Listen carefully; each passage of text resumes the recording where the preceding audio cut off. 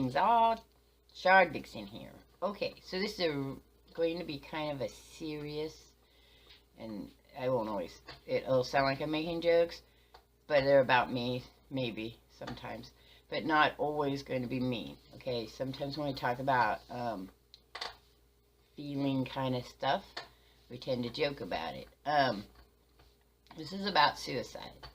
It's going to be about mine first, and then I'll talk about other people's, maybe, I don't know, we'll see what the time frame is, because I've had a few people in my life say they were going to kill themselves, and we all know famous people who have killed themselves, and how that affects us too, because you don't have to know a person closely to be affected by a suicide. And so that's something a lot of people are very confused about, like how someone can feel so upset about somebody they heard about having a suicide. And a lot of times the people who feel the most upset about it are people who have also thought about suicide and then didn't do it. Or maybe did, or maybe attempted it and were not successful. And the hearing about suicide causes them to feel those feelings again. And that's why people will get depressed after that and then kill themselves, as in the example of the two singers. And I don't remember their names off the top of my head. The one from Linkin Park and the Chris Cornell. So if you're both mentally ill or having suffering from that, it's hard when a friend or a known person dies. But anyway, so for me, first of all, the first thing I want to say is, yes, this is about suicide, and I'm going to take a break here and give the suicide hotline number. That's going to pop up quite frequently in this vlog because, like I said, talking about suicide triggers people.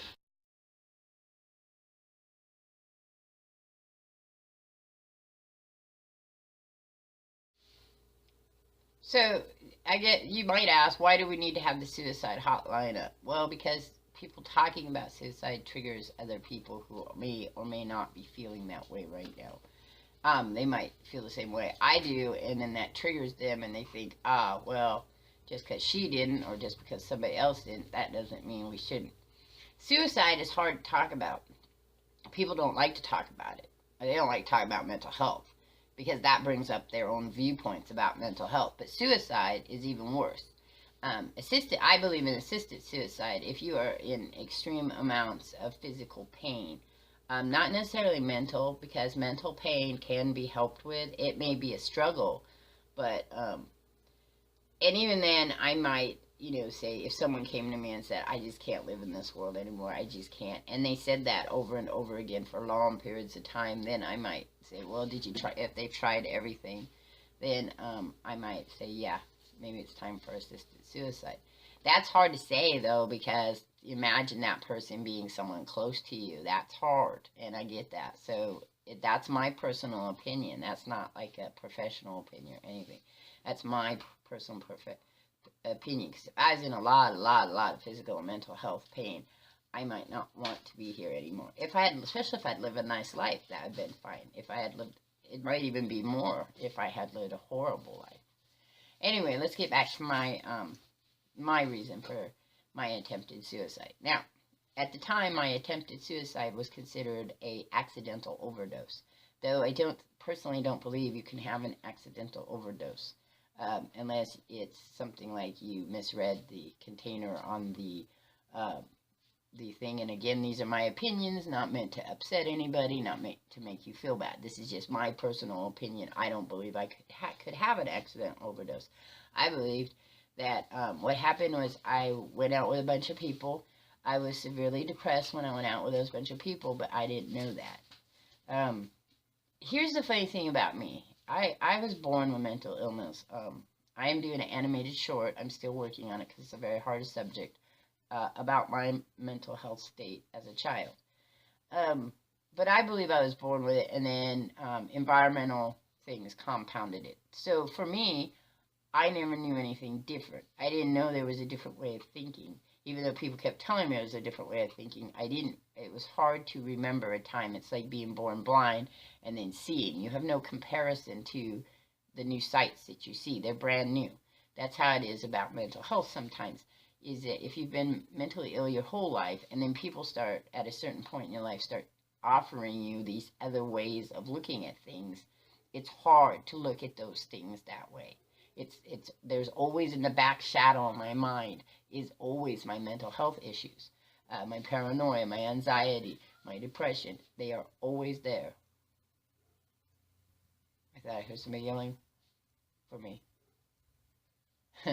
Which makes it funny, right?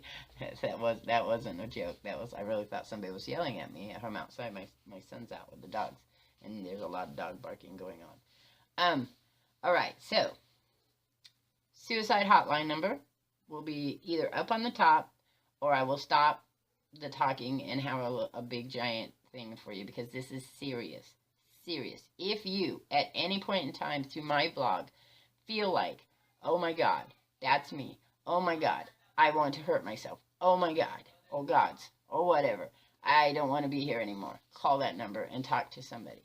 Because the one thing they do know about suicide is that if you can get past the first 72 hours of it, whatever causes the severe mental anguish usually starts to subside a little bit, and you're able to rethink rationally. Because there are probably people who would miss you, at least one or two. I know people say no, but it's true. There's at least one or two.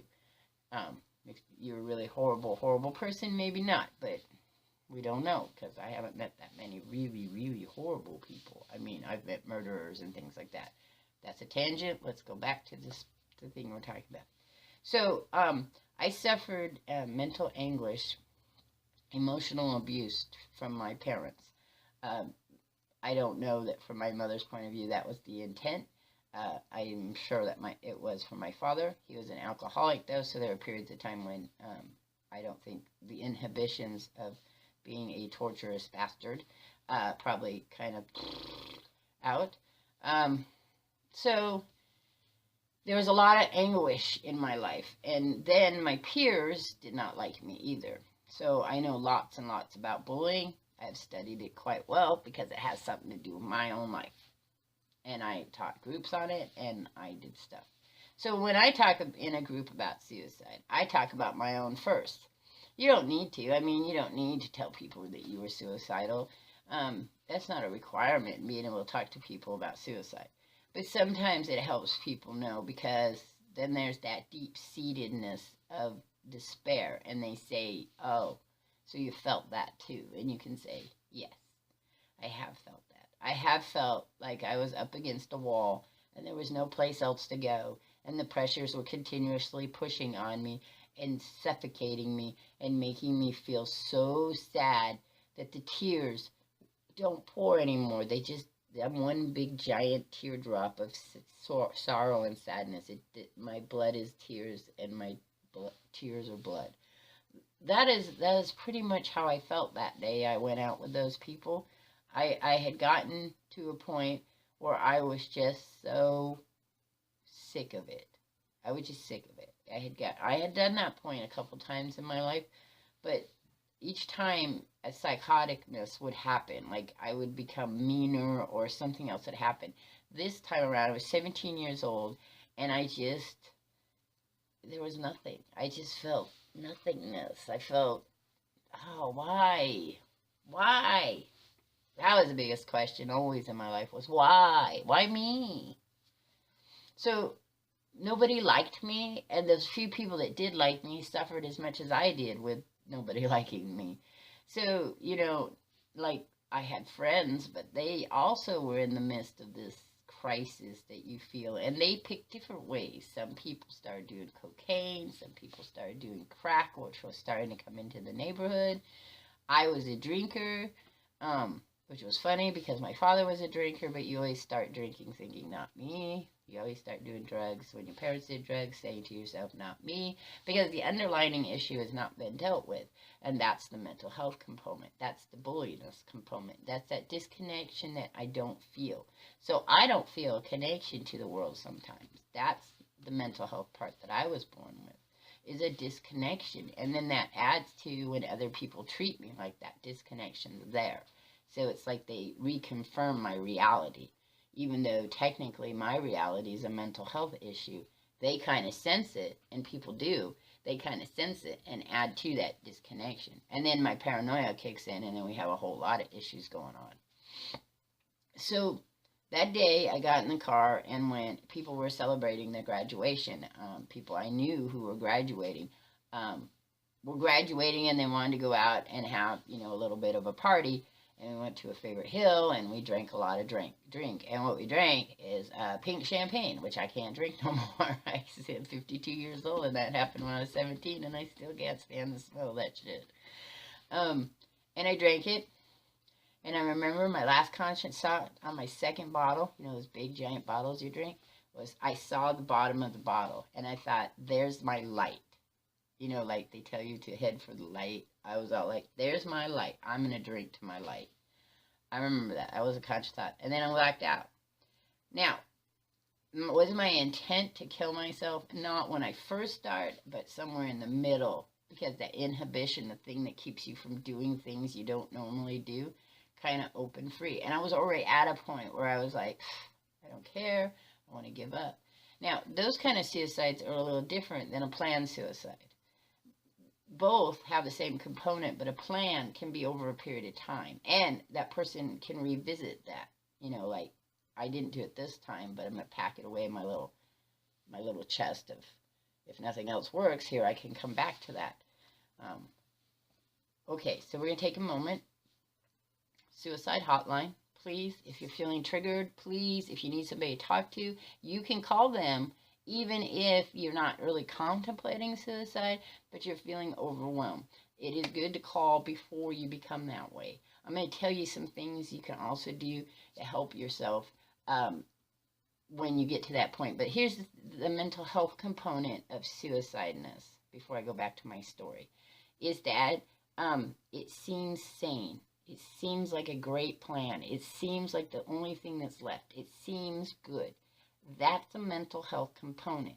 Because human beings by nature have a drive to survive. That's our instinctive animal point.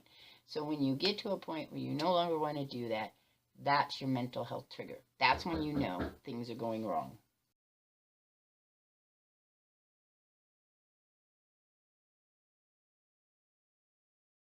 If I had felt like I had somebody to talk to, or there was somebody, or I could have turned to the person and say, I am feeling suicidal, maybe things would have been different my first time. I don't think so, because those people didn't want to talk to me anyway.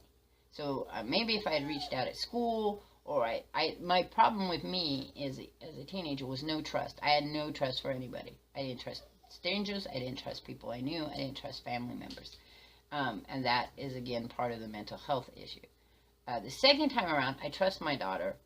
I trust her to have the sameness. And that when I talk to her, or my son even, I try not to, he's too young, but he's getting older, so it's one of those things where I can say, I'm not feeling well. I don't feel like I want to be here. That's the key words. And then we talk about that. And it has been proven, for most people, not all, nothing is ever all, okay?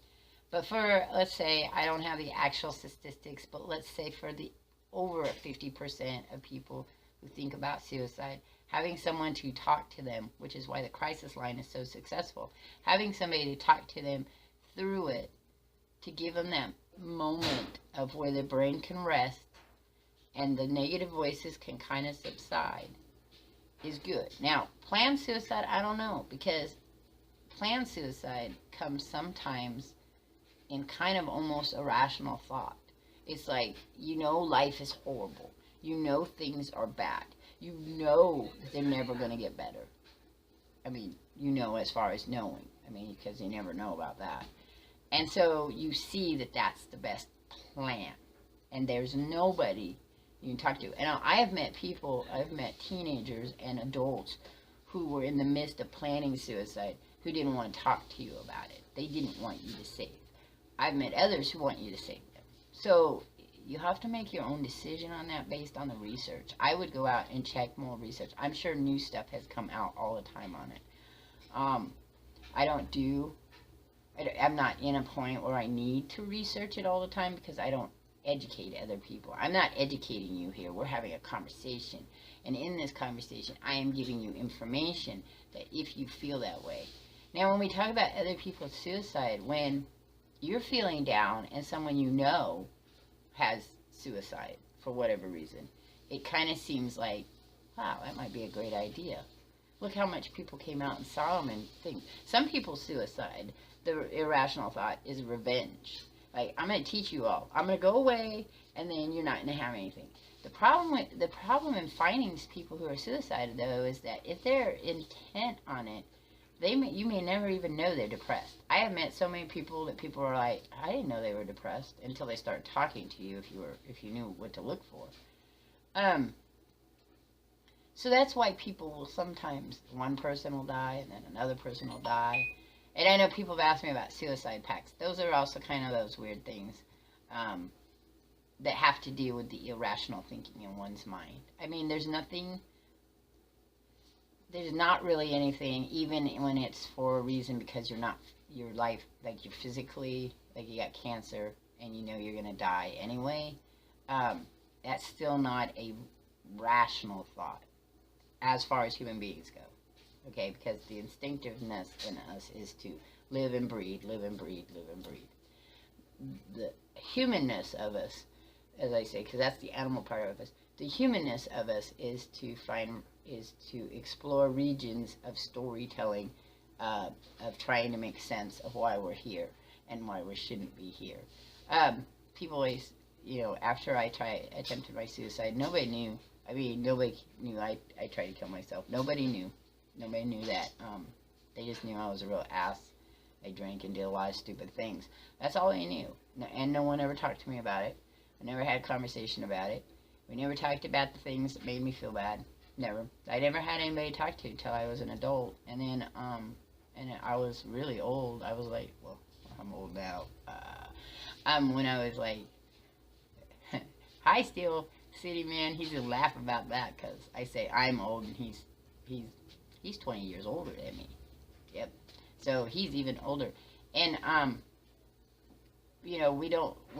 when elderly people, not speaking about Steel City, but one of the things I have to look out for myself as I get older is that urge to kind of end it all, because it starts to, I have talked to, elderly people who say that as they started moving forward and they got older and things around them changed and life got harder in some aspects, and it was almost like they were in a routine of living but not really living. So remember, here's how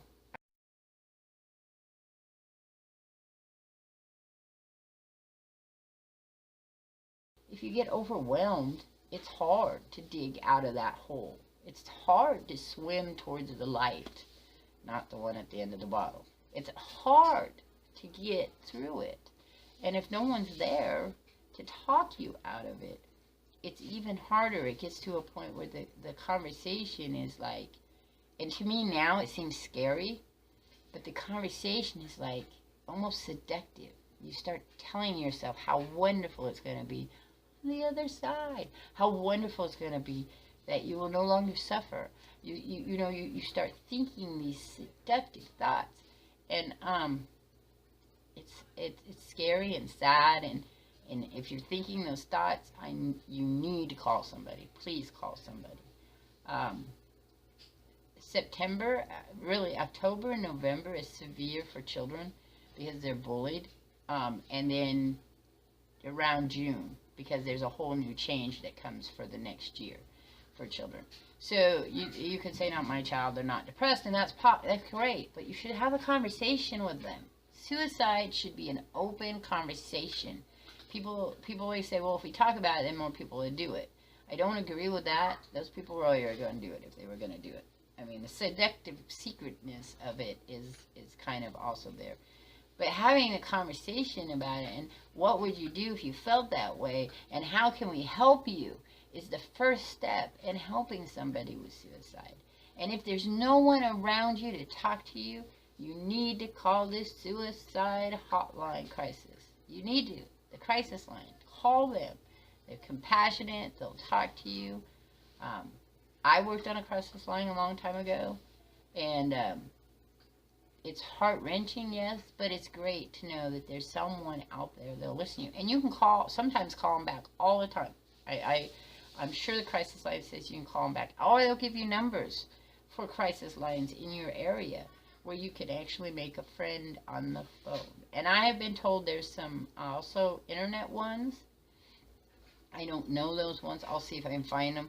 There's internet ones that as a teen you can call or you type in and have people to talk to. But if you're feeling suicidal right now, or have thought about it, or are thinking about it, you have issues in your life that seem overwhelming, call the suicide hotline. Number here, number will be in big letters. I'll put some other stuff up about research for you guys. And why talk about this is the biggest thing. And we talk about it because it's important. It's important to help people who feel like they have no help or no place to go anywhere. It's important to talk about it. Talk about it. There's no guarantee that even if they talk about it, they're not in suicide, okay? But talking about them at least lets them know that there's people out there who care about them, okay? Who care about their choices. Now, if nobody in their life like me, you know, I don't think my father would have missed me if I had died. I don't. I mean, knowing my father and the things that he did, but I'm not in his head, so he'd be more angry at me than he would care. And he's dead, so I can talk all the shit I want about him anyway. But I did anyhow. My mom, on the other hand, she'd have missed me, but to a degree, but she'd also been unable to understand. It'd have been kind of at that time period. Now, since she's grown some, and we've grown some, and we know about the mental health component part of it, she would have, she'd be sad that I would opt to do that. And my children, oh my God, my children. And they are my lifeline, because I know how horrible it would be for them to have to see that. And I have worked with children who have found their parents who suicide. And that is horrific. It's a horrific thing. So suicide does not impact the person who's killing themselves. It impacts everyone else around them. So you need to be involved in their life. You need to help them. And how do I help them? You help them by giving the crisis line. You help them by listening to them. If you can't listen to them, you find somebody that can. That's how you do it. All right. I'm sorry that this was kind of a sad, depressing thing. I tried to keep it not really sad and depressing. I don't really cry a lot. There was a little tear there. You wouldn't see it. But I'm not a real emotionally outward person. I was trained not to be, because if you are emotionally, people will ask you what's wrong. See? So you have to be emotional so people can ask you what's wrong. Not that people want to know, but when I was a kid, it was so nobody would know what was going on inside the house. All right. So that's it. It's rather long, but it's very important. So if you feel this need, please call the crisis line. If you want, I'd say you could, comment on my comments, but I may not get to them right away. So I would prefer you call the hotline. I don't know the international hotline, but I'll see if there is one. And I think that you can Google it if you're in a different country. That would be your best bet. It's harder in different countries because they don't see the mental health component as much. Maybe other people who make comments that are from someplace else can put a thing there. And suicide hits everyone. It doesn't just hit the teenagers. It doesn't just hit the young adults. It hits middle-class people, people going through change of life. It hits people who are older. It hits elderly people, like in your 80s and 90s and 100s. It hits people who are 5, 6, 7, 8-year-olds. It doesn't excuse anyone. It doesn't matter if you're male, female. Doesn't matter what your ethnicity, I can never say that word. I'm not even going to take the time. You know what I mean. The race, your culture. It doesn't care. Rich thing. It doesn't. And no one should compare each other's pain. Pain is pain. Do not compare your pain. Do not sit and say, I went through the war in my country and it's horrific. But it's still your pain. And it cannot be compared to somebody who maybe comes from a very high class situation and has a lot of other things none of us else has. That does not change the pain inside. Okay, those are outside things, materialistic things. It doesn't make your life happier if you're mentally ill. So do not compare pain with somebody else. Do not say, well, I have a reason for this. No one has a reason for suicide. Nobody. Not really. We think we do, but we don't really have it. So that's it. I'm done. I'm out of here. I'll catch y'all on the flip side. Remember the hotline number, and peace and blessings to you all. That happiness will shine on you for the weekend. Actually, your whole life if possible. I don't know if they will. All right.